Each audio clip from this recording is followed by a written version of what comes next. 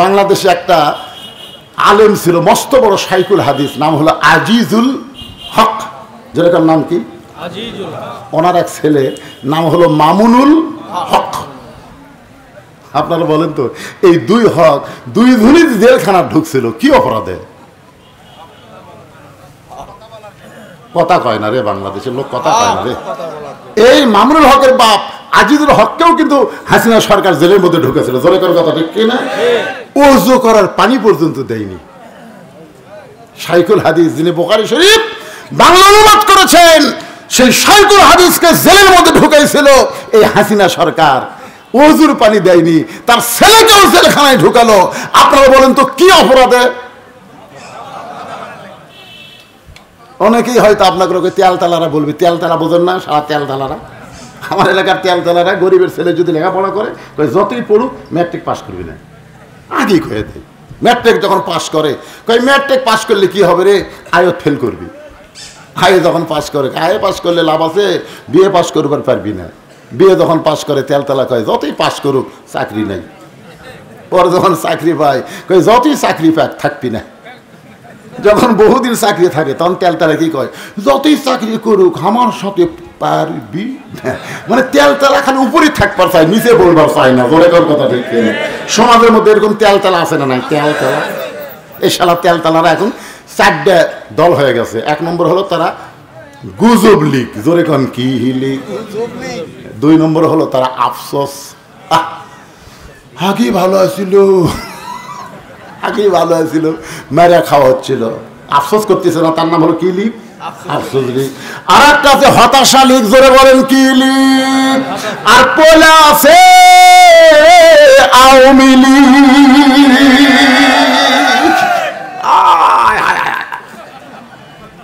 এই তিনটা কিন্তু আমাদের মধ্যে আছে, গল্প করলে বোঝা যায়। আফসোস করে, বুঝবি না? আফসোস লীগ ধরা দেয় না, ওই যে আওয়ামী লীগ শালা ধরা দেয় না, কথাবার্তা ধরা দেয়।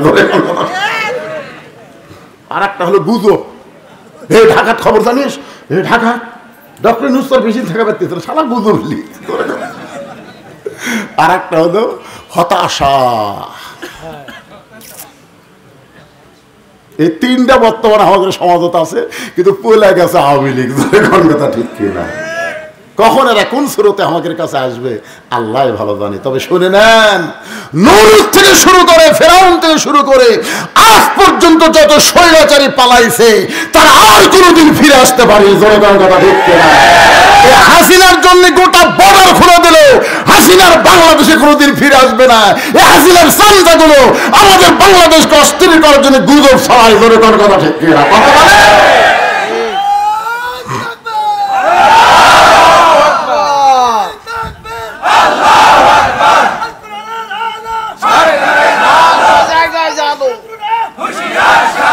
আল কোরআনের আলো দরজায় দাঁড়িয়ে আছে, আপনি কি তাদের চিনেন? যেই বলছে আপনি কি তাদের চিনেন, সঙ্গে সঙ্গে হযরত আলী চুপ করছে। মারাত্মক মারিফতের কথা। যে মেয়ের আমার সঙ্গে দেখা করবার চাই দরজায় দাঁড়িয়ে আছে, আপনি কি তাদের চিনেন? আলী বলতেছেন, ফাতেমা, এই দুনিয়াতে একজন নারীকেই চিনি, যে হলো আমার হাসান হোসেনের মা। যদি আলী বলতো আমি চিনি। একদিন আমার বউরে কইলাম, আমার চাচাতো ভাই বউটা ভালোই পাচ্ছে।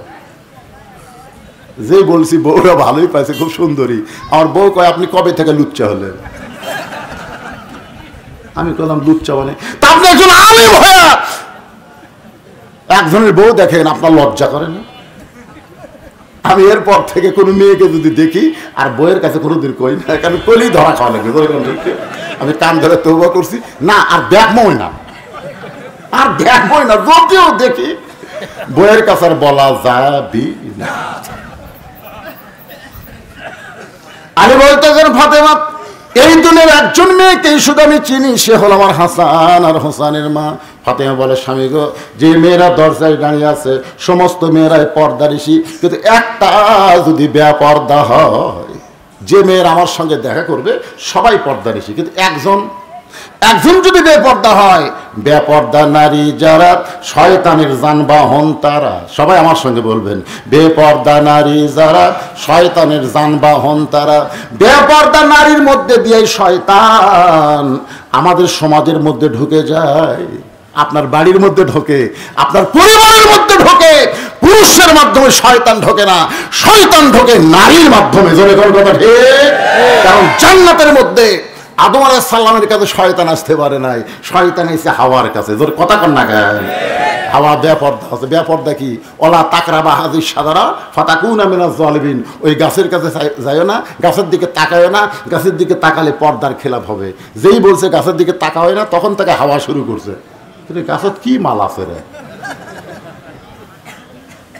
তাকায় দেখে স্বামী আদম একটু দূরে গেছে, ওই সুযোগে হাওয়া আস্তে আস্তে গাছের কাছে গেছে। গাছের কাছে যেই গেছে তখন ইবলিস শয়তান মতো তাও মারছে, যাক এই মদদের জন্য আমি পারিনি, আজকে আদমক সাইজ কর মদ দিয়ে রে। আসলে আদমকে শয়তানের বাহিরও ক্ষমতা নেই কিছু করতে পারে, হাওয়ার মাধ্যমে আদমকে সাইজ করছে। জোরে কথা বল না কেন? হ্যাঁ, আজকে পৃথিবীর কোন পুরুষকে শয়তান ধ্বংস করতে পারবে না যদি তার বিবিরা পর্দার মধ্যে থাকে। আর বউ যদি বেপর্দা হয়ে যায়, এজন্য আমার সঙ্গে সকলে একটু বলবেন, বেপর্দা নারী যারা শয়তানের যানবাহন তারা। ফাতিহা বলে, স্বামী গো, যে মেয়েরা দরজায় দাঁড়িয়ে আছে তাদের মধ্যে একটা যদি বেপর্দা নারী থাকে, আর ওই বেপর্দা নারী এই পর্দা নিশির ভিতরে বসে যদি আমার চেহারা দেখে, যদি বাহিরে গিয়ে কোনো পরপুরুষের কাছে বলে, কারণ বেপর্দা নারীর কাছে পরপুরুষ কোনো ফ্যাক্টর, কোনো ফ্যাক্টর। ওই মেয়েটা যদি বাহিরে যায় বলে, আমি গেছিলাম গো ওই পর্দা নিশিকের সাথে ফাতেমার দেখতে, ফাতেমার চোখের ভুরু এইরকম, ফাতেমার বুকের চেহারা এইরকম, ফাতেমার কান এইরকম, আমি ফাতেমা সারা জীবন পর্দার মধ্যে থাকলাম, কিন্তু একটা বেপর্দা নারীর কারণে আমি বাহিরে পরপুরুষের কাছে পরিচিত হলাম। এইটা আমি কখনোই হব না। মেয়েদের সঙ্গে দেখা করতে হলো ফাতেমাকে পর্দার ভিতরে দেখা দিতে হবে। সুবহানাল্লাহ বলে, ওগো স্বামী, আমি ফাতেমা আমার বাবার কথা অনুযায়ী পুরুষের 1 নম্বর হলো নামাজ, আর নারীদের 1 নম্বর হলো পর্দা। আমার বাবা যেদিন থেকে বলেছে সেদিন থেকে আমি ফাতেমা পর্দাকে এমনভাবে গ্রহণ করেছি। আসলে ফাতেমা গভীর রাত্রে পর্দার মধ্যেই দুনিয়া থেকে কিন্তু বিদায় নিছে। তোর কোন কথা ঠিক কি না? হযরত আলী গভীর রাত্রে ফাতেমাকে দাফন করেছে। দাফন করার পরে আল্লাহর কাছে কাঁদতেছে, আল্লাহ আমার ফাতেমা সারা জীবন পর্দার মধ্যে থাকলো, পর্দার মধ্যে তাকে দাফন করলাম, তার পর্দাটা তুমি তোমার দরবারে কবুল করে নাও। এ দোয়া করার পর হযরত আলী তাকায় দেখে কয়েকটা পুরাতন কবর দেখা যায়। এইমাত্র ফাতেমার কবর, এই নতুন কবর নাই, গোটা জান্নাতুল বাকি দৌড়ায় বলে ফাতেমার কবর, ফাতেমার কবর। কে যেন দূর থেকে বলে, আলী রে, আমার ফাতেমা পর্দা নিশি, আমি আল্লাহ জোহরা ডিগ্রি দিয়া ফাতেমার কবরটাকে কিয়ামত পর্যন্ত পর্দা করে দিয়েছি। আজকে আমার মায়েদের জন্য বললাম, মা জান্নাতে যদি যাবার চান সবচাইতে ভালো আমল হলো পর্দা। পর্দাটা ঠিক রেখে তারপরে নামাজ পড়েন, রোজা করেন, যা ইচ্ছা করেন, কিন্তু পর্দা ঠিক হওয়া লাগবে। যেরকম কথা ঠিক কিনা? আর মরদ মানুষকে আমি বলবো, যা করেন করেন, সুদ খাবেন না, ঘুষ খাবেন না, চুরি করবেন করেন, 1 নম্বর নামাজ ঠিক হওয়া লাগবে। যেরকম কথা কন না, কথা কন না। নামাজ ধরার পরে যদি ঘুষ খান, খান খান, পারবেন না ভাই। কারণ আল্লাহর কোরআন কি মিথ্যা? একমাত্র নামাজই পারে।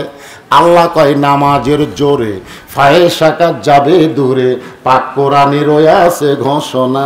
এখন আকাম কুকাম নামাজ রোজা একসঙ্গে বাঁধিয়া বোঝা, জাহান্নামে দিয়াছ রওয়ানা। আর যখন আল্লাহর নামাজ ধরতে পারলা না। আপনারা বলেন তো, আল্লাহর নামাজ পড়া আর নামাজ ধরা এই দুইটার মধ্যে তফাৎ কি? নামাজ পড়া আর ধরা, বোঝেন না? বাপ নামাজ পড়ে, বেটা নামাজ পড়ে না, এটা হলো নামাজ পড়া। আর নামাজ ধরা হলো বাপও পড়ে, বেটাও পড়ে, এটা হলো নামাজ ধরা। এই জন্যে কোরআনের শাসন যখন বাংলাদেশে চালু হবে, তখন যিনি আপনাদের এমপি হবেন, এমপির মাধ্যমে প্রধানমন্ত্রী হবেন, চেয়ার পাওয়ার আগেই তার 1 নম্বর দায়িত্ব হলো আকামুস সালাত, নামাজ কায়েম করো। জোরে কোন ঠিক কথা বলেন না কেন? আমাদের ওয়াজ দিয়া তো নামাজ কায়েম হবে না, দুই একটা মানুষ নামাজ পড়বি কিন্তু ধরবি না। আপনারা কি চান যে আগামীতে আমাদের বাংলাদেশে নামাজ কায়েমের বিলটা সংসদে উত্থাপন হোক? এটাকে আপনারা চান? কারা কারা চান? আল্লাহকে তো হাত দেখেন তো দেখি।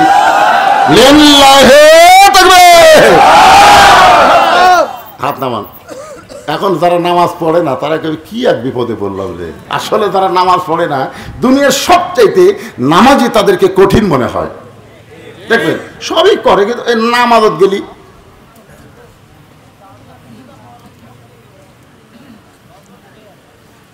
কি কয় বাদাম?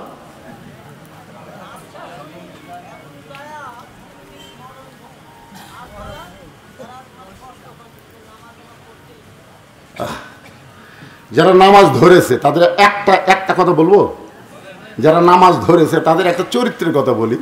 সে যদি ইচ্ছা করে কোনোদিন এশার নামাজ বাদ দেয় ঘুমাবার যায়, যতই ঘুমের ট্যাবলেট খাক আর ঘুম ধরবে না যতক্ষণ নামাজ আদায় না করবে। ধরে কোন কথা দেখেন, নামাজ একবার ধরে দেখেন, আপনি সব ছাড়বেন কিন্তু আপনি নামাজ ছাড়তে পারবেন না। নামাজ ছাড়া আপনাকে শান্তি লাগবে না। এই জন্যে ও আমলুস সালেহার মধ্যে আজকে দুইটা আমলের কথা বললাম। পুরুষের জন্য 1 নম্বর হলো নামাজ, আর নারীদের জন্য 1 নম্বর হলো পর্দা।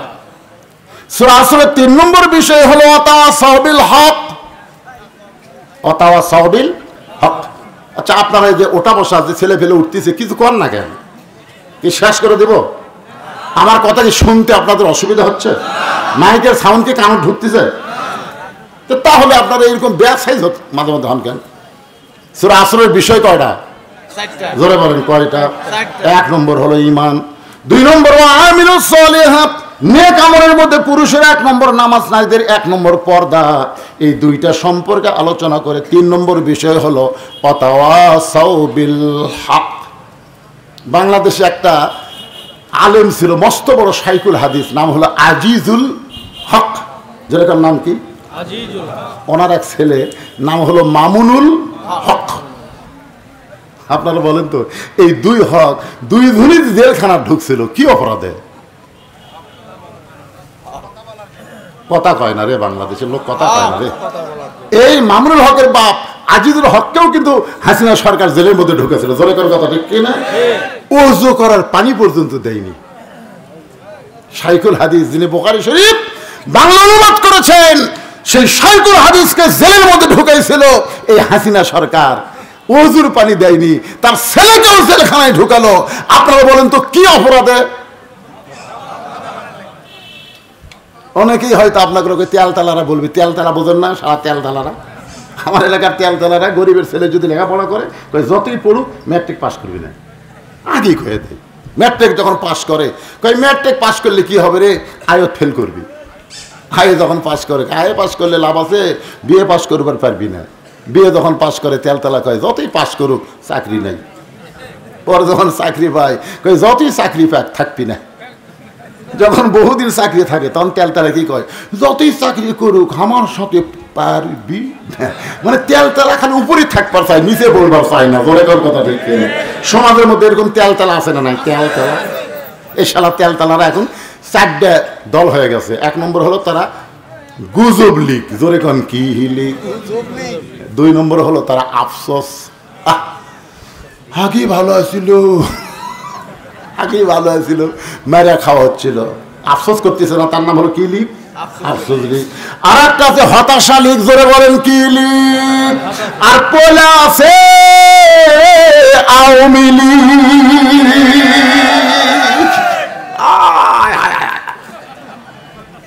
এই 3টা কিন্তু আমাদের মধ্যে আছে, গল্প করলে বোঝা যায়।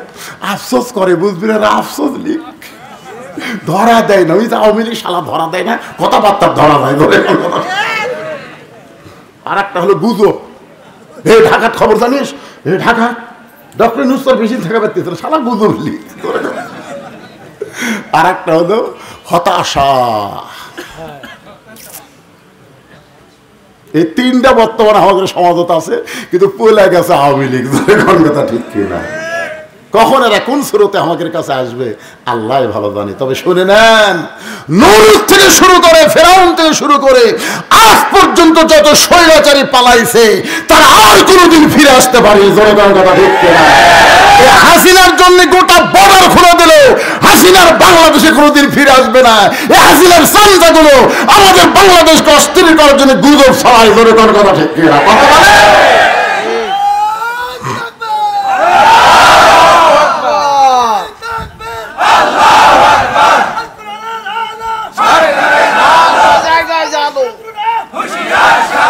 আল কোরআনের আলো, এটা ভুলে গেছেন কেন? সব জায়গা বারে কোনো জায়গা বাদ হবে না, খালি সংসদ কোরআনকার সব জায়গা বললে আর ওরা কিছুই মনে করবে না। একটু মনোযোগ দিয়ে শোনেন। 3 নম্বর বিষয় হলো ওয়াতাওয়াসাউ বিল হক। আমি এতক্ষণ কিন্তু যে এক সাঁড়ের উপর যার উপর তকবীর হলো, আমি কিন্তু কিছু হক কথা কইছি। হক মানে কি? সত্যি কথা কয় না, সত্যি কথা। আপনার বলেন তো এই কোরআন কি? কুল জাল হক ওয়া যাহাকাল বাতিল ইন্নাল বাতিলা কানা যাহুকা। আমি আপনাদেরকে অনুরোধ করব, এই যে মাঝে মধ্যে আসে বসে দৌড় দেয় আবার এসে বসে, এই কামটা করেন না। এই দুটো বিষয় অন্তত মনোযোগ দিয়ে শোনা লাগে ভাই, কারণ সামনে আমাকে শুভ দিন, চিন্তা ভাবনা করে নিন। জলেখন কথা ঠিক কিনা? এই জন্য আগেকার দুটো ইমান আর আমল যা শুনতেন এই পরকার দুটো সাবজেক্ট একটু মনোযোগ দিয়ে শোনা লাগে বাদান। কারণ হাকিম ভাই আমার সাথে দেখা করে গেছে। জলেখন কথা ঠিক কিনা? এই শোনাই লাগবি রে সোনার চানিরা। আপনারা কোন তো এই যারা করোনা আন্দোলনের নেতা হয়ে আপনাদের কাছে মাঝে মধ্যে আসে, আগামী ইলেকশনে যাবার চাই, এদের বিরুদ্ধে একটা কথা কোন তো, যে হুজুর এরা অমুকের টাকা মারছে, অমুকের এই জিনিস চুরি করে খাচ্ছে, এরা অমুকের মেয়ে ধর্ষণ করছে, একটা কোন কথা কয় না। কথা বললেন কেন? আল্লাহর কোরআনের দল যারা করে তারা যদি কোনো অন্যায় করে, বর্তমান জামাত ইসলামের আমির একজন জ্যান্ত আল্লাহর ওলি। এরকম কথা ঠিক করে? হ্যাঁ, আপনি ইয়ার কি করতেছেন? ফাউল আউল ফাউল লোককে এই দলের মধ্যে কোনো জায়গা হবে না। তুমি সাপোর্ট করবার পারো কিন্তু নেতা হবার পারবা না। এই দলের যে ঠিক মতো কাজ কাম করবে, লেগে থাকবে, কোরআন হাদিসকে গ্রহণ করে নিবে, সে যদি ফকিরেরও বাচ্চা হয় তারও আমির হওয়ার যোগ্যতা আছে। তুমি কোটিপতি হয়ে, ডাক্তার হয়ে, ব্যারিস্টার হয়ে ঢুকেই কো আমি এমপি নামো, এত সহজ না। কারণ সব দলের টাকা বন্ধ হলে ওই দল মানুষ কমে যাবে, কিন্তু এমন ইসলামী দল এদের টাকা বন্ধ হলেও এরা জীবন দিয়ে আল্লাহর দল করবে। কথা কি আবার বুঝতেছেন? ওয়াতাওয়াসাউ বিল হক, হক কথা বলতে হবে, হক পথে চলতে হবে। হকের পথে চলতে গিয়ে নানা রকম বিপদ আপদ মুসিবত আসতে পারে। আল্লাহ কোরআনে বলেছেন ওয়ালা নাবলুওয়ান্নাকুম বিশাইয়্যিম মিনাল খাউফি ওয়াল জুই ওয়া নাকসিম মিনাল আমওয়ালি ওয়াল আনফুসি ওয়াস সামারাতি ওয়া বাশশিরিস সাবিরিন। ওয়াতাওয়াসাউ বিস সাবর, সূরা আসরের 4 নম্বর বিষয়। যৌবনকালের হিসাব দেয়া তোমরা জান্নাতে যাও। তাই যুব সমাজকে বলবো বাজান, এখন থেকেই তোমরা নামাজ শুরু করো। যে মেয়েটার কোনোদিন বাচ্চা হয় নাই, পেটে বাচ্চা হইছে, আপনার বলেন তো তার প্রসব বেদনা আছে না নাই? ধরে কান মায়ের পায়ের তলে, মায়ের পায়ের তলে সন্তানের কি? আচ্ছা, বাপের পায়ের তলে সন্তানের জান্নাত আছে নাই? পুরুষ মানুষের পায়ের তলে জান্নাত নাই। আগেকার বক্তারা একটু বেশি খেদমত পাওয়ার জন্য একটা ভুয়া হাদিস বলতেছিল যে স্বামীর পায়ের তলে স্ত্রীর জান্নাত। এটা কিন্তু ভুয়া কথা। স্বামীর পায়ের তলে স্ত্রীর জান্নাত, এটা কি কথা? জোরে কান, কি কথা?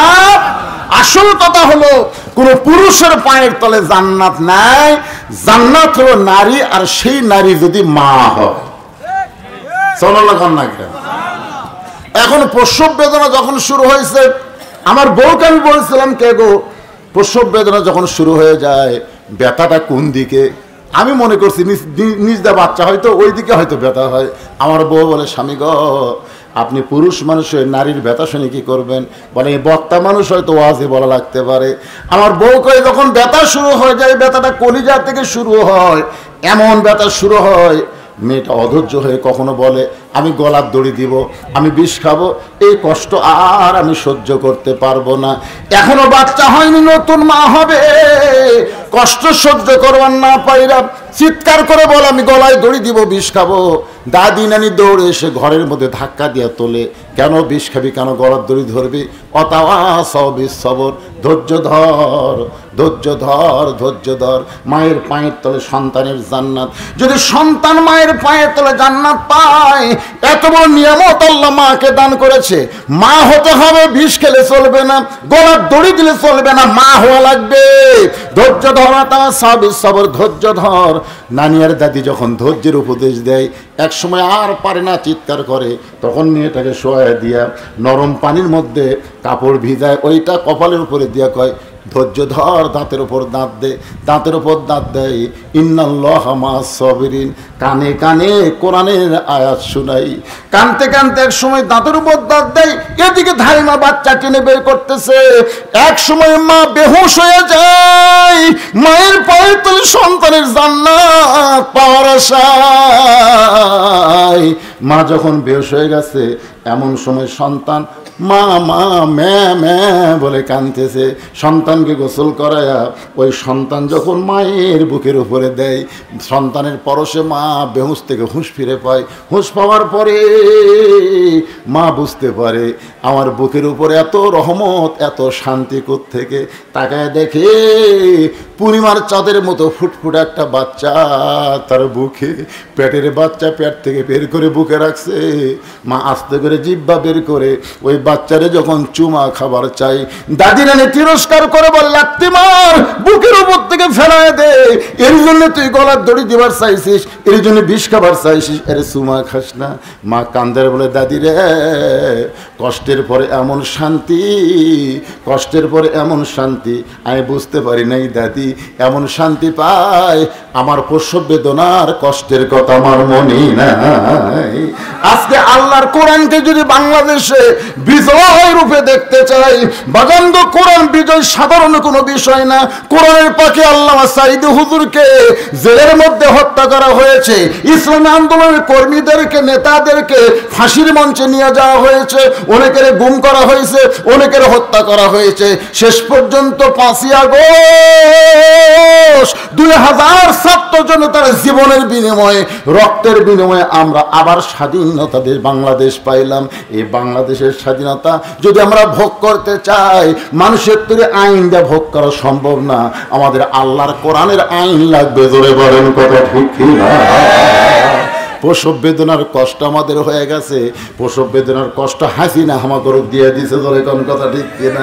এখন হলো ওই বাচ্চাটা বুকের উপরে পাইছি, ওই বাচ্চারে লালন পালন করা, ওই বাচ্চাকে লালন পালন যদি করতে চাই, একদম ঘোড়াডম আইরে আইটিয়ে নাই ভরা দিয়ে না লেগেল বোয়াল মাছে, তাই না থেকে ভদর নাচে, এই বই আমরা দিব না। হযরত আলী হোসেনের হাতে যেমন আল্লাহর কোরআন দিয়েছিল, আমরা তেমন কোরআনের সমাজ করতে চাই। আল্লাহ যেন আমাদের তৌফিক দেয়। জোরে বলেন আল্লাহুম্মা আমিন। ইস্তিগফার পড়ে আস্তাগফিরুল্লাহাল্লাযী লা ইলাহা ইল্লা হুয়াল হাইয়ুল কাইয়্যুম ওয়া তুবু ইলাইহি। রেখা একজন মা রেখা 1000 টাকা দান করেছে। আল্লাহ মা রেখার দানকে আল্লাহ আপনি কবুল করেন। যে নিয়তে দান করেছে আল্লাহ নেক নিয়ত থেকে আশা কবুল করে। আল্লাহুম্মা আমিন। সকলে হাত তুলে আল্লাহুম্মা আমিন। আল্লাহুম্মা আনতাস সালাম ওয়া মিনকাস সালাম তাবারাকতা ইয়া যাল জালাল ওয়াল ইকরাম। আল্লাহ তোমার পাগল বান্দারা আরবের বাড়ি ঘুমকে বাদ দিয়া কোরআন হাদিসের মহব্বত কলিজার মধ্যে নিয়া এই জান্নাতের বাগানে বসে বসে কোরআন হাদিসের আলোচনা শোনার শেষে আমি গুনাহগারের সঙ্গে রহমতের দরজায় ফকির হয়ে দোকানা হাত তুলেছি। আল্লাহ মেহেরবানি করে আজকের মাহফিল আমাদের সকলের হেদায়েতের জন্য, নাজাতের জন্য, জান্নাতের জন্য কবুল করো। এই মাহফিলের শুরু থেকে শেষ পর্যন্ত যতটুকু আলোচনা হয়েছে আল্লাহ, এর মধ্যে যদি ত্রুটি হয়, ভুল হয়, মাফ করে দিও। এর জায়গা দিয়ে মঞ্জুর করো। সোনার মদিনায় নবী পাকের রওজা মোবারকে আল্লাহ তুমি কবুল করো। তামাম আম্বিয়ায়ে কেরাম আসহাবে কেরাম, তাবিনে কেরাম, তাবিনে কেরাম, তাম পৃথিবীর মাটির নিচে যত মুমিন মুমিনা আছে আল্লাহ সকলের আরওয়াফে হাদিয়া কবুল করো। আমরা যারা হাত তুলেছি আমাদের মধ্যে জনম দুঃখনী মা যাদের কবরে চলে গেছে, ছোট্ট একটা শব্দ হলো মা, এ নামের মধ্যে কি মধু, যাদের মা নাই তারা বুঝতেছে। এই দরদের মা যাদের কবরে গেছে আল্লাহ মেহেরবানি করে মায়ের কবরকে জান্নাতের টুকরা বানায় দাও। বাবার বাড়ি ঘর সহায় সম্পত্তি সবই আছে, আমাদের ইতিম করে থিয়া যেই বাবা অন্ধকার কবরে চলে গেছে, মেহেরবানি করে বাবার কবরকে জান্নাতের টুকরা বানাও। আমাদের দাদা দাদি নানা নানা আত্মীয় স্বজন শ্বশুর শাশুড়ি যাদের কবরে গেছে আল্লাহ কবরবাসীদের মাফ করে দাও। আল্লাহ যেই যুব সমাজ কষ্ট করে মেহনত করে তোমার ঘরকে উন্নতি করার জন্য আজকের জান্নাতের বাগান লাগাইছে আল্লাহ, এই যুবকদেরকে আমরা খাস করে দোয়া করবো আল্লাহ তাদেরকে 5 ওয়াক্ত নামাজি কবুল করে নাও। পর্দার অন্তরে আমার যে সমস্ত মা বোনেরা শুনেছে আল্লাহ আবেদা সালিয়া পর্দানিশী ফাতেমার চরিত্র দান করে দেন আল্লাহ। আমাদের মধ্যে আমরা যারা অসুস্থ আছি আল্লাহ সুস্থতার নিয়ামত দান করো আল্লাহ। কোরআনের বাংলাদেশ হিসেবে কবুল করো আল্লাহ। আগামীতে এই বাংলাদেশে কোরআনের সমাজ চলবে, এই দৃশ্য আমাদেরকে দেখার তৌফিক দিয়ে দাও আল্লাহ। আসমানি বেলা আসমানে নাও, জমিনের বেলা জমিনে ডাবায় দাও আল্লাহ। খাস করে এই ভবানীপুর পাবনা পাড়াকে আল্লাহ তুমি কবুল করে নাও আল্লাহ। তোমার ঘরে নগদে কি শাওনার সাইদুল কি মারা গেছে, আচ্ছা আচ্ছা শাওনার সাইদুল দোয়া চেয়েছে আল্লাহ, তাদের জন্য দোয়াকে কবুল করে নাও। মাওলানা যারা কষ্ট করে মেহনত করে এত সুন্দর আয়োজন করেছে তোমার মসজিদের উন্নয়ন কল্পে, নগদে বাকিতে যারা দান করেছে সকলের দানগুলোকে জান্নাতের বিনিময়ে কবুল করে নাও আল্লাহ। মায়েদের মধ্য থেকে দান করা হয়েছে, বাবাদের মধ্য থেকেও দান করেছে, যুবকেরাও দান করেছে আল্লাহ। কে কোন নিয়তে দান করেছে সকলের নেক নিয়ত নেক আশাকে আল্লাহ তুমি কবুল করে নাও। আজকের মাহফিলের সম্মানিত অতিথিদের কবুল করো। আজকের মাহফিলের সভাপতি সহসভাপতিকে আল্লাহ তুমি কবুল করো। মসজিদ কমিটির সভাপতি সেক্রেটারি কেশিয়ার সদস্য ইমাম মুয়াজ্জিন মুসল্লি এবং খতিবকে আল্লাহ তুমি কবুল করে নাও আল্লাহ। সমস্ত আলেমান আমাদের কবুল করো। আমি গুনাহগার বলে দোয়া ফেরে দিও না আল্লাহ। এতগুলো মানুষের মধ্যে যার 2খানা পছন্দ হয় সে 2 হাতের উসিলায় গোটা মাহফিলকে কবুল করো। মৃত্যুর সময় আমাদের জবানে জারি করে দিও লা ইলাহা ইল্লাল্লাহু মুহাম্মাদুর রাসূলুল্লাহ সাল্লাল্লাহু আলাইহি ওয়াসাল্লাম। আসসালামু আলাইকুম ওয়া নু'মিনু বিহি ওয়া নাতাওয়াক্কালু আলাইহি ওয়া নাউযু বিল্লাহি মিন শুরুরি আনফুসিনা ওয়া মিন সাইয়্যাতি আ'মালিনা। من يهدي الله فلا مضل له ومن يضلله فلا هادي له।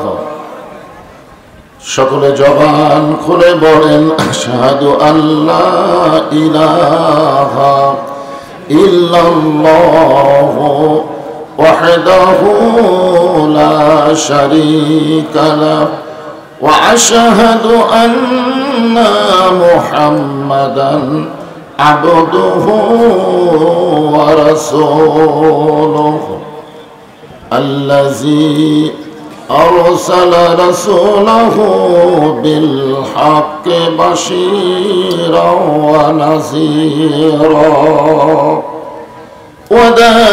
وداعيا إلى الله بإذنه وسراجا منيرا. فقد قال الله تعالى في كلامه المجيد والفرقان الحميد.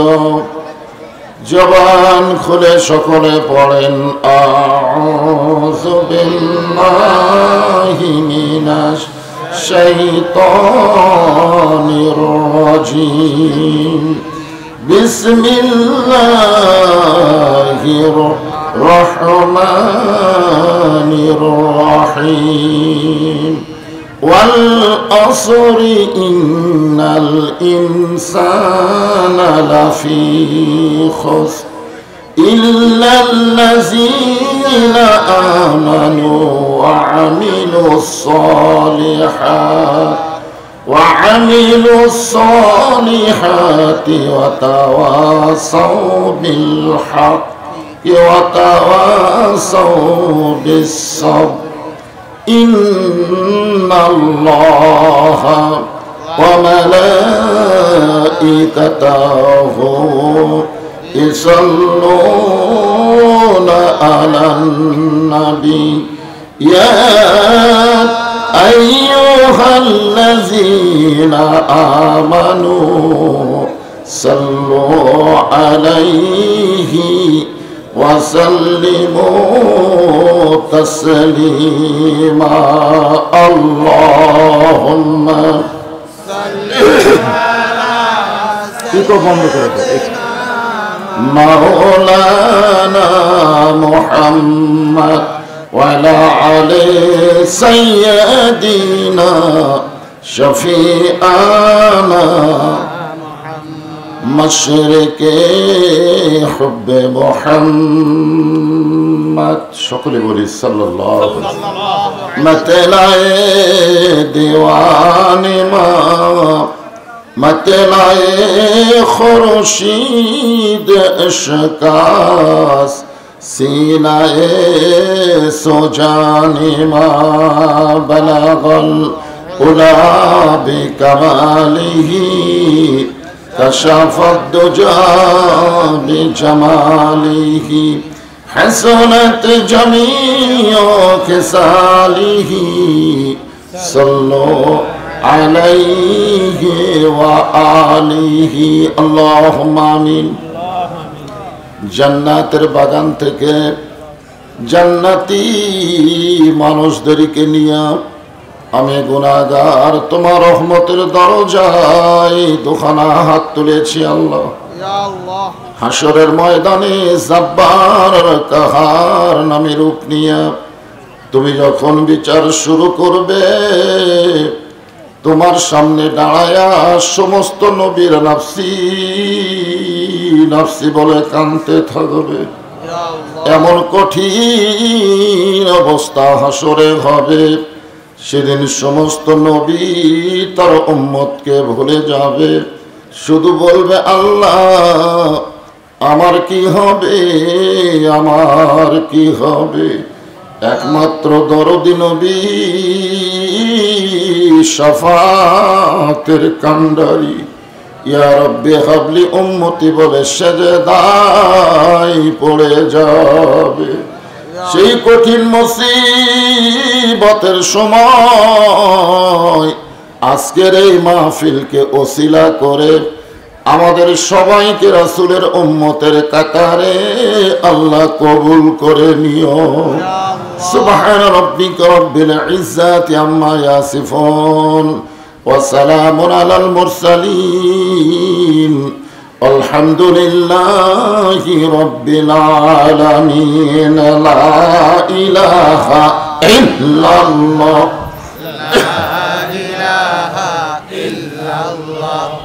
লা ইলাহা ইল্লাল্লাহ লা ইলাহা ইল্লাল্লাহ লা ইলাহা ইল্লাল্লাহ লা ইলাহা ইল্লাল্লাহ বলরে মুমিনগণ লা ইলাহা ইল্লাল্লাহ বলরে মুমিনগণ।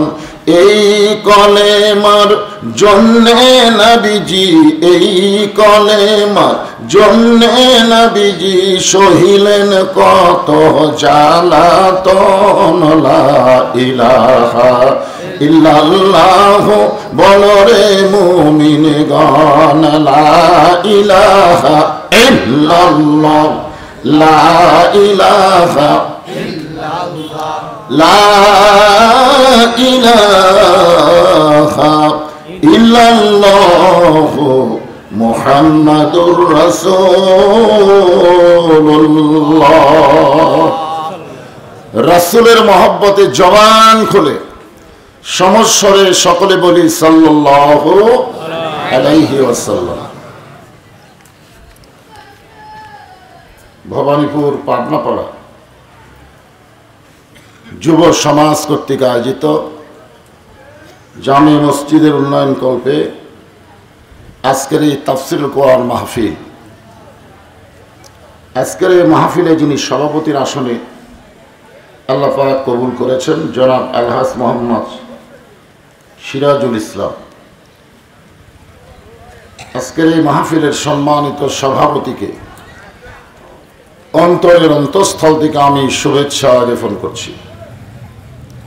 আজকের এই মাহফিলের সম্মানিত অতিথি, সম্মানিত সুধীজন, এ জাতির শ্রেষ্ঠ সন্তান আলেম ওলামা, যিনাদেরকে আল্লাহ তাআলা লক্ষ্য করে বলেছেন ইন্নামা ইয়াখশাল্লাহ মিন ইবাদিহিল উলামা। আলেমদের বহু বচন হলো ওলামা। আমার সামনে আপনাদের মাঝে মাঝে যে সমস্ত আলেম ওলামা বসে আছেন, মঞ্চ ভবিষ্ঠ আছেন, মাগরিবের নামাজের পর থেকে এত রাত পর্যন্ত কোরআন হাদিসের আলোকে অত্যন্ত গুরুত্বপূর্ণ আলোচনা করে আপনাদেরকে শোনাইছেন। আলেম ওলামা সহ আজকের এই মাহফিলের বক্তাগণকে অন্তরের অন্তঃস্থল থেকে আমি শুভেচ্ছা জ্ঞাপন করছি। এই মুহূর্তে আমার সামনে যারা বসে আছেন, আপনারা কিন্তু গত বছর আইছিলেন, ঠিক কিনা বলেন? অথচ আমি আসতে পারিনি, আমাকে আসতে দেওয়া হয়নি। যেদিন মাহফিল সেই দিনে দুপুরবেলা আমার কাছে খবর গেল, হুজুর আপনি আসেন না, আপনি আসলে আমাদের মাহফিল করতে দিবেন। আপনার অনেকে এসেছিলেন, এসে আমাকে এখানে দেখতে পান নাই। আমি তখন থেকেই মনে মনে একটা নিয়ত করেছিলাম, যদি আল্লাহ কবুল করে হয়তো আল্লাহ তাআলা আপনাদের সঙ্গে দেখা করতেও পারে। যেরকম ঠিক কি 1 বছর পরে হলেও তো আপনাদের সঙ্গে আল্লাহ পাক আমাকে দেখা করার সুযোগ করে দিলেন। আমার সামনে যারা বসে আছেন, আশেপাশে রাস্তাঘাটে যেনারা দাঁড়িয়ে আছেন, সকলকেই অন্তরের অন্তঃস্থল থেকে আমি শুভেচ্ছা জ্ঞাপন করছি।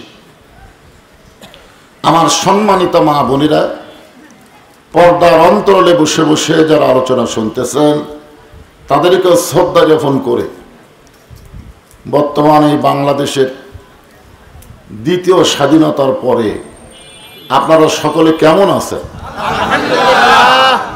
আর পাটোয়ারির খবর আছে? আর কুদ্দুসা আছে? সব চলে গেছে। একটা গাছে মাটির তলে, আর একটা উপরে কোন জায়গায় পলায় আছে আল্লাহ ভালো জানে। ছোট ভাই আছে থাক, আমি যে পাটোয়ারিকে লক্ষ্য করে বলছি সেটা বুঝতে পারছি। যখন ঠিক কিনা একই পাটোয়ারি বংশে তো বহু আছে, কিন্তু কোন পাটোয়ারি কি কর। তো যেটা বলতেছিলাম যে আল্লাহ তাআলা আমাদেরকে এমন একটা স্বাধীনতা দিলেন, এই স্বাধীনতা পাওয়ার পরে বর্তমান যিনি উপদেষ্টা, 2টা নবীর নাম ধারণ করে বসে আছেন। একটা হলো মুহাম্মদ আর একটা হলো ইউনুস। আমাদের নবীর নাম মুহাম্মদ, যেরকম ঠিক কিনা, আর একটা কি ইউনুস। 2টা নবীর নাম নিয়ে বসে আছেন। সাবেক প্রধানমন্ত্রীকে কে যেন বলেছিল, আপনি তো খুব বিপদে আছেন, 18 কোটি জনগণ এমন ঝাঁকি মারল, আপনি নিজের জন্মস্থান ছেড়ে মামু বাড়িতে গিয়ে পড়লেন। মামু বাড়ি। এখন তো কঠিন বিপদে আছেন, একটা দোয়া আছে বিপদের দোয়া। না না না না, নাম ধরার দরকার নেই, কারণ নাম ধরবার গেলে ইউনুস নবীর নাম আসবে। যেরকম ঠিক কি না, তিনি ঘোষণা করেছেন যে কোরআনের মাহফিল করবা, কোনো অনুমতির দরকার হবে না, কোনো অনুমতি লাগবে না, কারণ কোরআনের মালিক যিনি অনুমতি দিবেন তিনি। যেরকম কথা ঠিক কিনা, গোটা পৃথিবীর মালিক কে? আর আল্লাহর দুনিয়ায় আল্লাহর কোরআনের তাফসীর হবে। জালেমদের কাছে অনুমতি নেওয়া যে কত কষ্ট, যারা মাহফিল করেছে তারা বুঝতে পেরেছে। এরকম একটা পরিবেশে আল্লাহ পাক আমাদেরকে কবুল করেছেন। আমিন। খুশি না বেজার? শারীরিক সুস্থতা সহকারে মানসিক প্রশান্তি লাভের জন্য আজকের এই জান্নাতের বাগানে যে আল্লাহ কবুল করেছেন, আমরা সে আল্লাহর প্রতি শুকর গুজার করছি। সকলে বলি রব্বানা লাকাল হামদ, রব্বানা লাকাল হামদান কাসীরান হামদান কাসীরান তাইয়িবান তাইয়িবান মুবারাকান ফীহি। মুবারাকান ফীহি। আমরা আল্লাহর প্রশংসা করার বহু কারণের মধ্যে এক নম্বর কারণ যে আল্লাহ আমাদেরকে জন্মগতভাবে মুসলমানের ঘরে কবুল করেছেন। 2018 সালে এটা নওগাঁ জেলার সাপাহারে একটা হিন্দু আমার হাতে হাত রেখে কলেমা পড়ে মুসলমান হলে, তা আমি ওরে বললাম যে তুমি মুসলমান হলে কি দেখে? তুমি একজন হিন্দু মানুষ, তুমি মুসলমান হইলে কি দেখে? বলে আমার বাবার মৃত্যু দেখে। আমি বললাম তোমার বাবার মৃত্যু কিভাবে দেখলা? বলে হুজুর আমার বাবা যখন মারা গেল তখন আমার দায়িত্ব হলো বাবার মুখে আগুন দেওয়া লাগবে। যখন কি দেওয়া লাগবে? আমার বাবার নিচে স্তরে তরে খড়ি সাজাই দিয়া, কাঠ সাজাই দিয়া, ওই কাঠের উপরে আমার বাবাকে রাখলো। গোটা শরীর আঁটে না বলে আমার বাবার 2 পা এনে ভেঙে ফেললো মরমা দিয়া, এর উপর আবার কাঠ সাজাই দিয়া, তারপরে আমাকে বললো মুখে আগুন দাও। আমি যখন আগুন দিলাম, আগুন দেওয়ার পরে আমার বাবা ওই আগুনের মধ্যে খাড়া হয়ে গেল।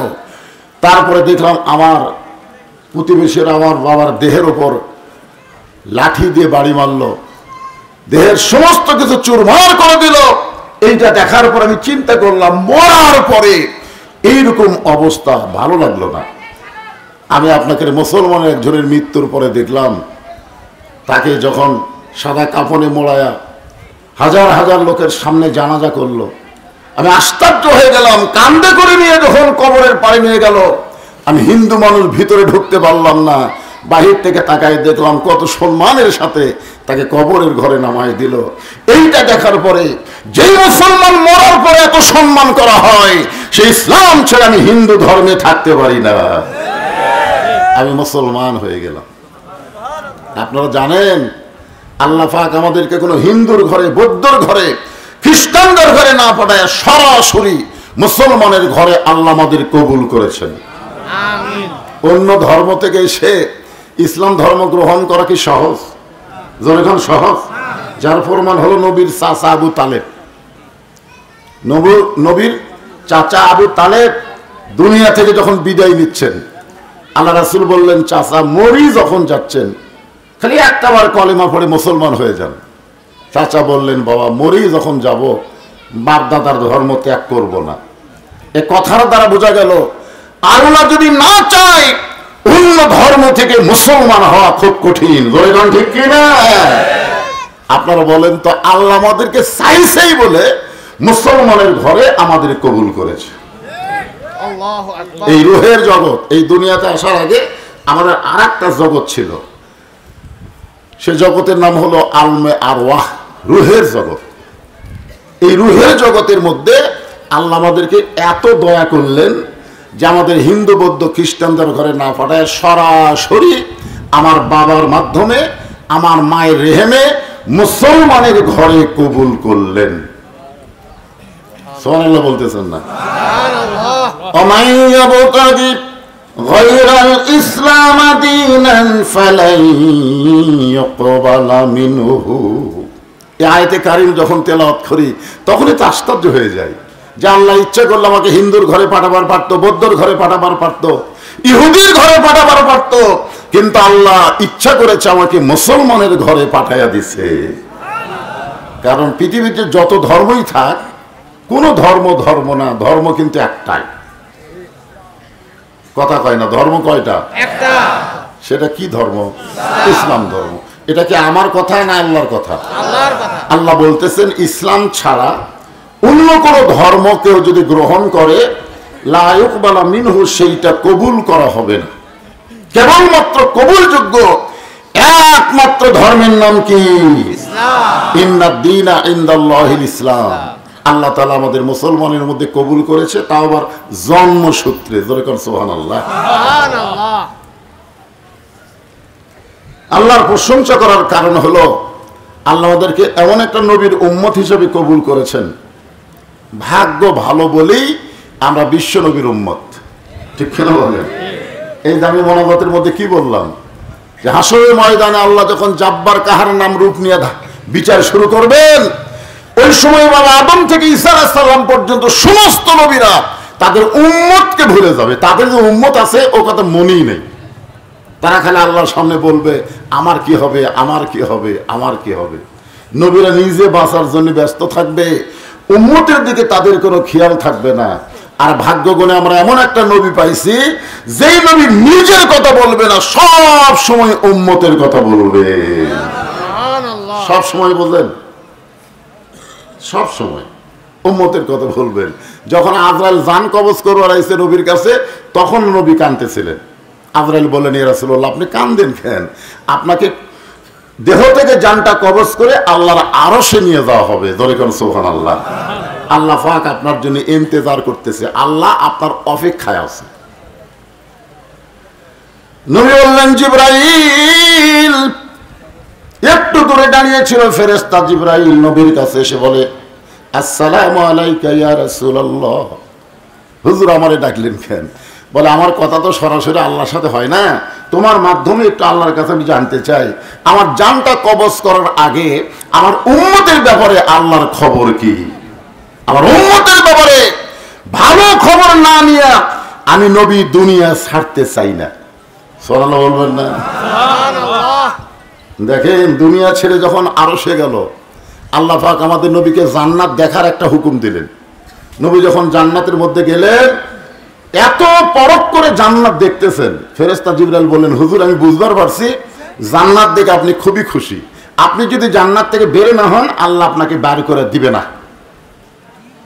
কারণ আল্লাহ বলেছেন, ফাদখুলুহা খালিদিন। কেউ যদি একবার জান্নাতে প্রবেশ করে, আল্লাহ তাকে চিরস্থায়ী জান্নাত দিয়ে দিবে। যদি আপনি বার না হন, আল্লাহ বার করে দিবে না। ফেরেশতা জিবরাইল বললেন, এই বছর হল আপনার কষ্টের বছর। যেই বছর রাসূল মেরাজ করেছেন, সেই বছরে রাসূলের জীবনে কষ্ট হলো তিনটা। জোরে বলেন, কয়টা? চাচা মারা গেল, দরদ বিবি খাদিজা বিদায় নিলেন। 3 নম্বর কষ্ট হলো তাইফের ময়দানে গিয়ে রাসূল কলেমার দাওয়াত দিবার গিয়ে রক্তাক্ত হয়ে গেলেন। সেই বছরই মেরাজ হয়েছে। আল্লাহ রাসূল বলেন, জিবরাইল আমি এমন ভাবে জান্নাত দেখতেছি, তুমি কি মনে করছো আমার জন্য? আমি জান্নাত দেখতেছি আমার গুনাহগার উম্মতের জন্য। আমি রাসূল সেই দিন জান্নাতে থাকার নিয়তে ঢুকবো যেদিন আল্লাহ সমস্ত উম্মতকে জান্নাত দিয়ে দিবে। চিন্তা করে দেখেন, যেই নবী নেতা জান্নাতে গিয়েও আমাদের কথা বলে নাই, দুনিয়া থেকে বিদায় নেওয়ার কালেও আমাদের কথা বলে নাই, আমরা সেই নেতা বাদ দিয়ে কোন নেতার পিছনে ঘুরবো? যে নেতা বিপদে পড়লে বাংলার সমস্ত কর্মীদেরকে রেখে শুধু নিজের বোনকে নিয়ে পালায় যায়। স্বার্থপর কারে কয়?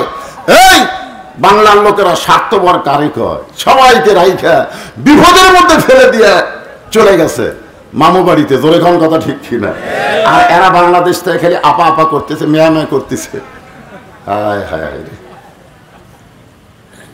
এই জন্যে এমন একটা নবী পাইছি ভাগ্য গুণে। সুবহানাল্লাহ বলেন।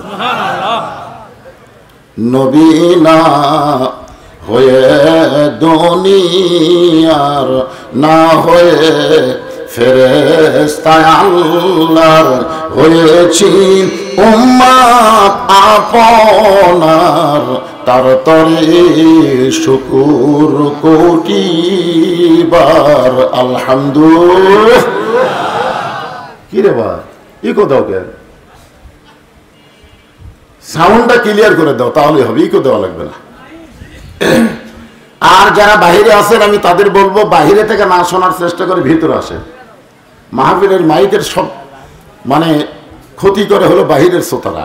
ঠিক মতো শোনা যায় না, ঠিক মতো শোনা যায় না, মানে যারা ঠিক মতো শুনতেছে তাদেরকেও ঠিক মতো শুনতে দিবে না। আপনারা বলেন তো, বাহিরে থেকে লাভ না লস? 12টা ডিম দিয়ে মুরগির তলে বসায় দিছে। আমাদের গ্রামগঞ্জের মেয়েরা করে, মুরগির তলে ডিম দিছে 12টা, বাচ্চা হয়েছে 9টা। চিন্তায় পড়ে গেল, 12টা ডিম দিলাম, 9টার বাচ্চা হলো, কারণ কি? একজন বুদ্ধিজীবী বলতেছে এই 3টা ভিতরে থাকেনি, মানে বুকের নিচে থাকেনি, খালি সাইড মারছে, এই জন্য 3টা থেকে বাচ্চা হয়নি, এটা পচে গেছে। তো সামিয়ানার নিচে হলো মুরগির বুকের তলে, বাইরে থাকা মানে পচার লক্কর, জোরে করে কথা ঠিক করে। এই বাইরে থেকে ওদের কথা না শুনে বক্তার কথা শোনো।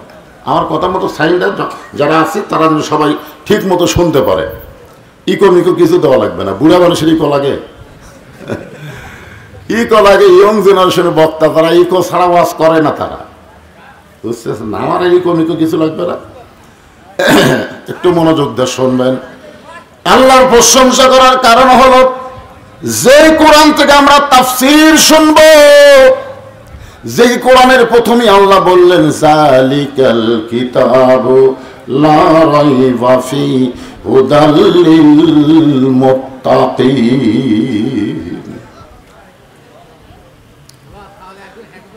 কোরআনের আয়াত তেলাওয়াত করলে ঈমান বাড়ে না কমে?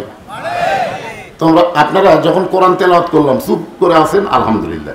আল্লাহ বলেছেন ওয়াইদা কুরিয়াল কোরআনু ফাসতামিউ লাহু ওয়া আনসিতু লাআল্লাকুম তুরহামুন। কোরআন যখন কোনো কারি তেলাওয়াত করে তখন তোমরা চুপ থেকে ওহা শ্রবণ করো, চুপ থাকো। কিন্তু যখন তেলাওয়াত শেষ হবে ওয়াইদা তুলিয়াত আলাইহিম আয়াতুহু জাদাতুহুম ঈমানান, কোরআনের তেলাওয়াত শুনে ঈমান বাড়ার কারণে তোমরা আল্লাহু আকবার তাকবীর দিয়ে আল্লাহকে সুস্বাগতম জানাও, বলেন সুবহানাল্লাহ। আল্লাহ, আল্লাহর সাথে হু আকবার, আল্লাহু মহান। যখনই কোরআন তেলাওয়াত শেষ হবে সকলেই বলবেন কি? আল্লাহু আকবার। তাহলে আল্লাহ কোরআনের প্রথমে বললেন এমন একটা কিতাব যেই কিতাবের মধ্যে কোনো সন্দেহ নাই, হুদাল লিল মুত্তাকিন, কেবলমাত্র মুত্তাকিরা আল্লাহর কোরআন থেকে হেদায়েত পায়। পাইকারি হারে কিন্তু সবাই না। আপনারা মনে করছেন যে সবাই আল্লাহর কোরআন থেকে হেদায়েত পাবে? না। কোরআন থেকে হেদায়েত পেতে গেলে মুত্তাকি হওয়া লাগবে। জোরে করে কি হওয়া লাগবে? মুত্তাকি। হ্যাঁ, মুত্তাকি হতে হবে। এদিকে কথা কে বলে বাবা? এই যে ওই ভাইরা দেখবে তো, একটু একটা সাইড হোক। হ্যাঁ, আপনারা বলেন তো মুত্তাকির ব্যাখ্যা কোরআনে আছে না নাই? এই আয়াতের পরে আল্লাহ বলেছেন মুত্তাকির এক নম্বর বৈশিষ্ট্য হলো আল্লাযীনা ইউমিনুনা বিল গায়ব, অদৃশ্যের প্রতি বিশ্বাস স্থাপন করা লাগবে। আমরা কি আল্লাহ কোনোদিন দেখছি? জীবন, আমার ভিতরে যে জীবন আছে এইটা কোনোদিন দেখছি? আপনারা কি বিশ্বাস করেন জীবিত মানুষ আপনার দেহের মধ্যে জীবন আছে? এটা কি বিশ্বাস করেন? কেমনে বিশ্বাস করেন? অনুভবের মাধ্যমে। একটা জীবিত মানুষ মাত্রই অনুভব করে তার দেহের মধ্যে জীবন আছে। ঈমানদার মাত্রই অনুভব করতে পারে গোটা বিশ্ব জগৎ মিলে আল্লাহ বিরাজ করতেছে। ধরে কারো কথা ঠিক? এই জন্যে না দেখা আল্লাহকে বিশ্বাস করতে হবে। না দেখা জীবনকে যেমন আপনি বিশ্বাস করেন, তেমনি ঈমানদার এক নম্বর বৈশিষ্ট্য হলো আল্লাযীনা ইউমিনুনা বিল গায়ব, অদৃশ্যের প্রতি বিশ্বাস স্থাপন করা। আমাদের দুই কাঁধে দুইটা ফেরেশতা আছে, এটাকে আপনারা বিশ্বাস করেন? আচ্ছা, দুই ফেরেশতার ওজন কত? ওজন জানেন না? ফেরেশতাদের কোনো ওজনই নাই, কারণ নূরের কোনো আলোর কোনো ওজন হয় না। মানুষের ওজন আছে কিন্তু ফেরেশতার ওজন নাই। এই জন্য দুই কাঁধ দুইটা বসে আছে, কিন্তু আমরা কিছুই বুঝতে পারি না। তোমার দুই কাঁধে দুই মোহরি, লিখিতেছেন ডায়েরি, দলিল দেখে রায় দিবে, টাকা পয়সার নাই কারবার। আছেন আমার মুক্তার, আছেন আমার ব্যারিস্টার, সেই বিচারের হাইকোর্টেতে তিনি আমায় করবেন পার। আমি পাপী, তিনি জামিনদার। মনের ঘরে তালা দিয়া চাবি নিয়া আছেন সাই, আমি অধম সাধ্য কি তার হুকুম ছাড়া বাইরে যাই, হুকুম ছাড়া বাইরে যাই। মনরে পাড়া পারে থাকলে তারা সঙ্গে নিয়ে গাড়ি ভাড়া, জবাবদিহি করতে হবে ধরলে টিকিট কালেক্টর। আমি পাপী, তিনি জামিনদার। সকলে বলে আলহামদুলিল্লাহ। আমি যে গানটা গাইলাম, গানটা হলো আল্লাহর কোরআনেরই গান। আপনার বুঝতে পারছেন? মনের ঘরে তালা দিয়া চাবি নিয়ে আছেন সাই, মানে কে? আল্লাহ। আমি অধম সাধ্য কি তার হুকুম ছাড়া বাইরে যাই। যে মানুষকে আল্লাহ তাআলা অত্যন্ত মহব্বত করে সৃষ্টি করলেন, যেখানে মানুষের কথা আল্লাহ বলবেন তার আগে আল্লাহ 4টা শপথ করছেন। জোরে কোন কয়টা? সূরা 3 পড়ে দেখেন। 1 নম্বর শপথ হলো ওয়াত-তিন, 2 নম্বর হলো ওয়াজ-জাইতুন, 3 নম্বর অতুরে সিনিন, 4 নম্বর হলো ওয়াহাজাল বালাদিল আমিন। 4টা শপথ করার পরে আল্লাহ বললেন লাকাদ খালাকনাল ইনসানা ফি আহসানি তাকবীর। কি বুঝলেন?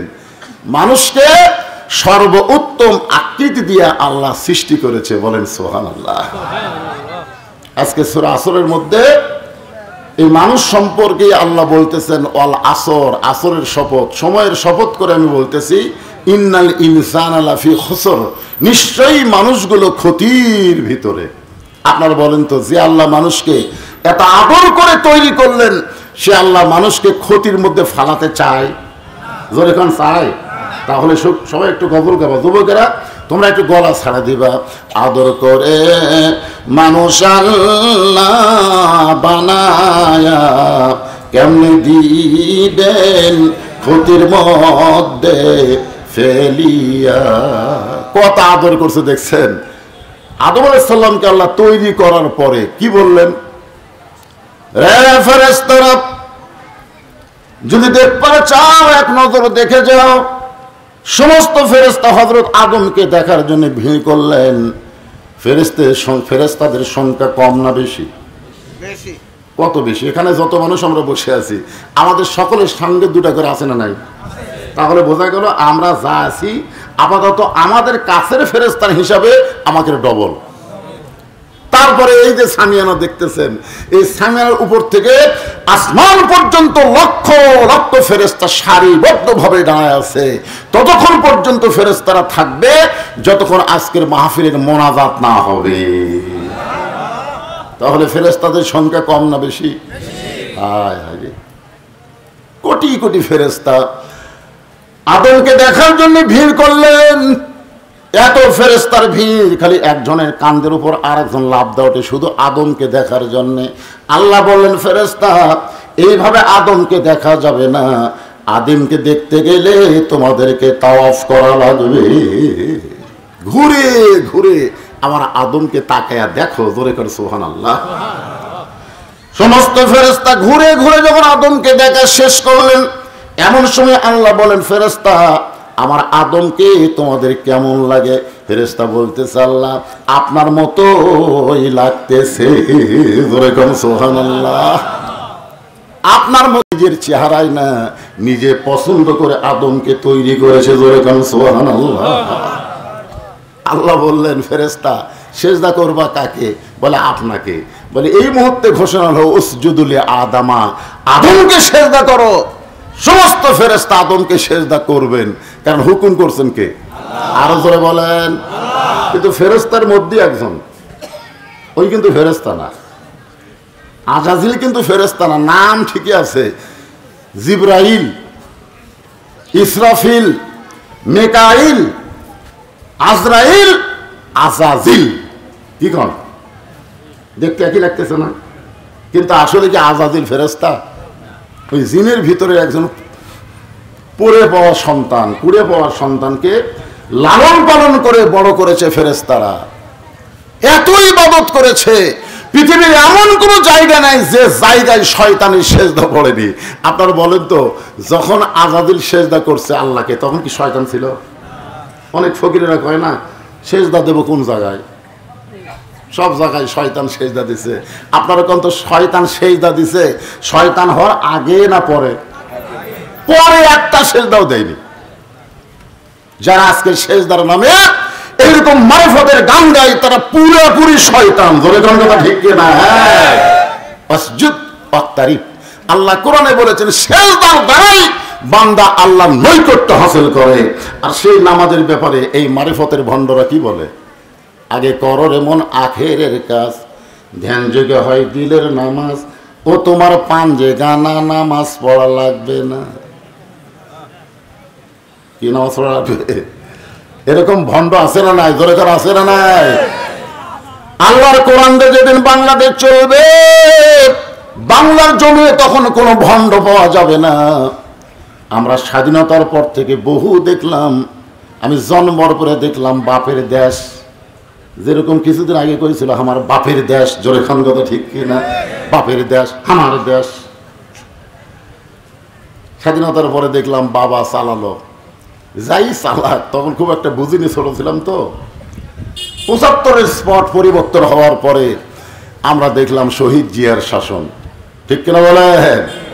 আজকে যে বিএনপি ভাইরা বিএনপি করতেছে, তার শহীদ যে আদর্শ যদি গ্রহণ করে, শহীদ যে একজন খাঁটি মুসলমান ছিলেন, সংবিধানে যখন বিসমিল্লাহ ছিল না, শহীদ জিয়াই বিসমিল্লাহ শুরু করেছে, বলে কথা ঠিক কিনা? কিন্তু এখন ফখরুলের বিএনপি হয়ে গেছে তো সমস্যা পড়ে গেছে। যখন ইঞ্জিনিয়ার মাহমুদের নাম শুনছেন, চিটাগাঙ্গের এক নেতা, যখন সালাউদ্দিন কাদের চৌধুরীর সন্তান হুম্মান কাদের চৌধুরী হাজার হাজার বিএনপির সামনে হঠাৎ বলল নারায়ে তাকবীর, তখন সামনের বিএনপি কর্মীরা আর বিএনপির কথা মনে আছে, নারায়ে তাকবীর শুনলে বিএনপি মনে থাকবি? আল্লাহু আকবার যেই মেরা দিছে, সাংবাদিক ইঞ্জিনিয়ার মাহমুদের কাছে গিয়ে বলতেছে, ভাই খবর কি? বলে এটা তো হামাকের তকবীর না, এটাকে হামাকের দলের না। দেখছেন কি বলতেছে, এটা আমাকের দলের না। আরে বিজ্জাত, তুই জন্মানোর সঙ্গে সঙ্গে তোর ডান কানে আজান, বাম কানে আকামত দেওয়া হয়েছে, জোরে কোন কথা ঠিক কি না? মরার সঙ্গে সঙ্গে তোর লাশ সামনে নিয়ে ইমাম সাহেব জানাজায় আল্লাহু আকবার বলে শুরু করবে। আর আল্লাহু আকবার আমাকে না, এটা কোন দলের?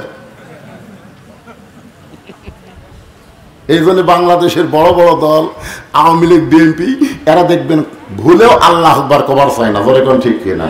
ওরা কি দিয়ে মিছিল শুরু করে দেখছেন? ওকে মিছিল শুরু করে দেখছেন? আওয়ামী লীগের আমরা কি দেখছি? জয় বাংলা। আর আমরা মুসলমান বলবো নারায়ে তাকবীর। আল্লাহর বান্দার একটু মনোযোগ দিবেন।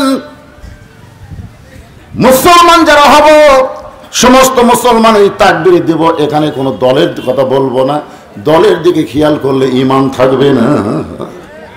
দল বড় না আল্লাহ বড়? মাশাআল্লাহ। এই দিকে খেয়াল করে যখন তাকবীর দেওয়া লাগে আল্লাহু আকবার বলবেন, শয়তান বেজার হয়।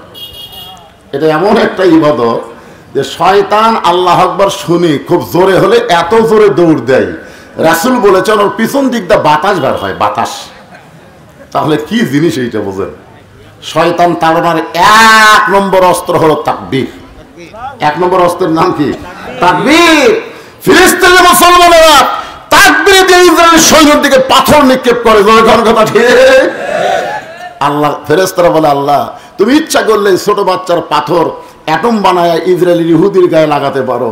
আল্লাহ বলে, না, আমি মুসলমানের পাথর ইসরায়েলকে লাগাবো না, ইসরায়েলের গুলি যে মুসলমানকে ঝাঁঝরা করে দিব, দুনিয়া মুসলমানের জন্য না, এদের জন্য বহুদিন ধরে আমি জান্নাত সাজায় রাখছি। দুনিয়া ছাড়বে আর জান্নাতে চলে আসবে।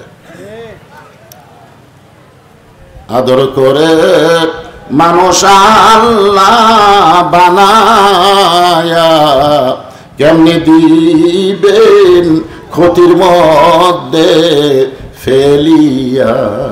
সবাই বলতেছেন না? আসলে তাফসীর শুনবার গেলে গজলটা একটু সুন্দর করে গাওয়া লাগবে।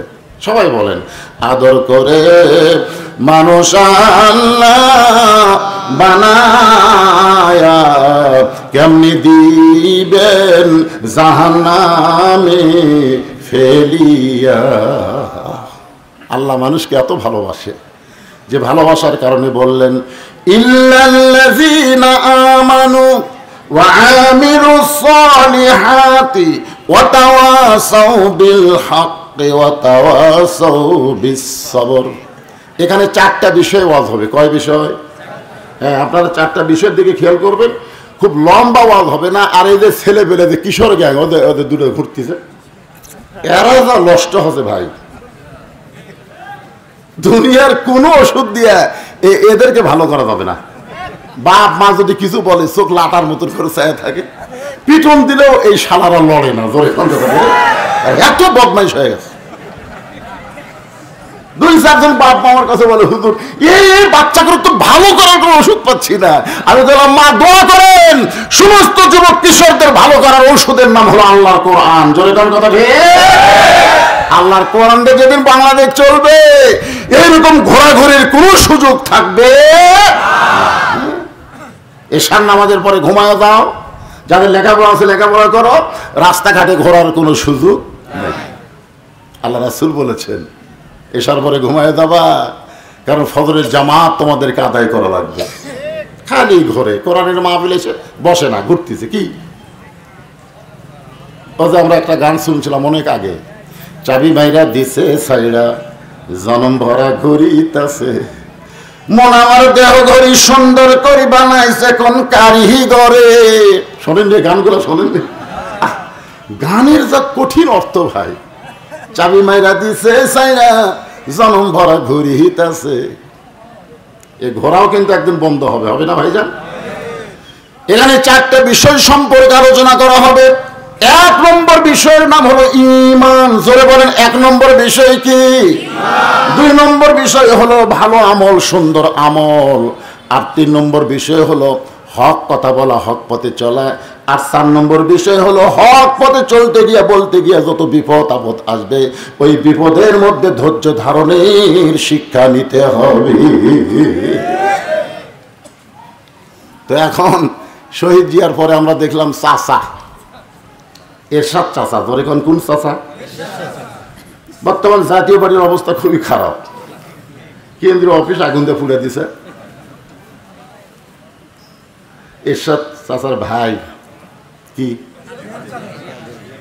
জিএম কাদের চৌধুরী খালি বলতেছ আমি ভুল করেছি, আমি ইচ্ছা করে ভোটার টানাচ্ছি, আমার বুকত রাইফেল ধরেছিল। কি বলতেছে পাগলা রে। কারণ ছাত্র জনতা বলেছে শুধু আওয়ামী লীগকে নিষিদ্ধ করলে হবে না, আওয়ামী লীগের সহযোগিতার দল যত ছিল সব দলগুলোকে নিষিদ্ধ করা লাগবে। তোর কোন কথা লিখে না, ওর মাথা ঘুরে গেছে, পাগলার মাথা ঘুরে গেছে। 9 বছর চাচা আমাদের বাংলাদেশকে শাসন করেছে। সবাই আমরা বলি স্বৈরাচার। চাচার সময় আমরা 3টা জিনিস পাইছি। 1 নম্বর হলো রবিবার সরকারি ছুটি ছিল। রবিবার হলো হিন্দু খ্রিস্টানদের বড় দিন, রবিবার হলো খ্রিস্টানদের পবিত্র দিন। সেই পবিত্র দিনে ছুটি ছিল, কারণ বাংলাদেশ একসময় ইংরেজদের অধীনে ছিল। যেরকম ঠিক কিনা? তারপরে বাংলাদেশ আবার পাকিস্তানের অধীনে চলে গেল, তারপরেও বাংলাদেশ স্বাধীন হলো। কিন্তু ওই খ্রিস্টানকে রবিবার আর বাদ কেউ দিবার পারে না। এরশাদ চাচাই সর্বপ্রথম বলল মুসলমানদের জন্য খ্রিস্টানদের রবিবার ছুটি হবে না, মুসলমানের ভালো দিন বড় দিন হলো জুমার দিন। জোরে কোন কথা ঠিক কিনা? জুমার দিন হলো গরিবদের আনন্দের দিন, ঈদের দিন। তাই তিনি শুক্রবারকে সরকারি ছুটি ঘোষণা করলেন। আমেরিকা বলল এরশাদ সাহেব আমাদের রবিবারকে বাদ দিয়ে যদি মুসলমানের শুক্রবার দিন ছুটি ঘোষণা করেন আমাদের সাহায্য আমরা বন্ধ করে দেব। এরশাদ হাত তুলে বললেন তোমাদের সব সাহায্য বন্ধ হলেও আমার আল্লাহর সাহায্য চালু থাকবে। আপনারা বলেন স্বৈরাচারী হোক আর যাই হোক, এরশাদ চাচার 9 বছর সময়ে আমরা তো মজা মারছি ভাই। মজা মারেন, সব জিনিসের দাম কম, মসজিদের কোনো কারেন্ট বিল দেওয়া লাগেনি, মাদ্রাসার কোনো কারেন্ট বিল এরশাদ চাচা নেয়নি। কামটা কি ভালো করছে না খারাপ করছে? কথা কন। 2 নম্বর হলো রাষ্ট্র ধর্ম ইসলাম ঘোষণা করেছে, ইসলামকে রাষ্ট্র ধর্ম ঘোষণা করেছে। এরশাদ চাচার 9 বছর পর আমরা আবার দেখলাম ভাবির শাসন। ভাবি বোঝেন না? বগুড়া জেলার ভাবির শাসন দেখলাম, তারপর আবার দেখলাম বেটির শাসন, তারপরে ভাবির শাসন, তারপরে ভোট পাক বা না পাক বেটি শাসন করছে। এ পর্যন্ত 54 বছর আমাদের দেখা শেষ। আর সূরা আসরের মাধ্যমে আমরা দেখতে চাই আগামীতে আল্লাহর কোরআনের বাংলা। আপনাকে মন কি দেখবার চায় না? খালি ওয়াজ শুনবার মন চায়। কোরআনের ওয়াজ শুনতে আবু জেহেল শুনছে, তো আবু জেহেলের মতন এত ভালো শ্রোতা আপনারা হবার পারেননি। তো আপনাকে বসবার না দিলে আপনার আসেন না। আর আবু জেহেল বসার চান্স আছে? নবীর সামনে বসে কোনো আবু জেহেল কোরআন তেলাওয়াত শুনছে? চোরের মতন পিছন দিক থেকে শোনা লাগছে।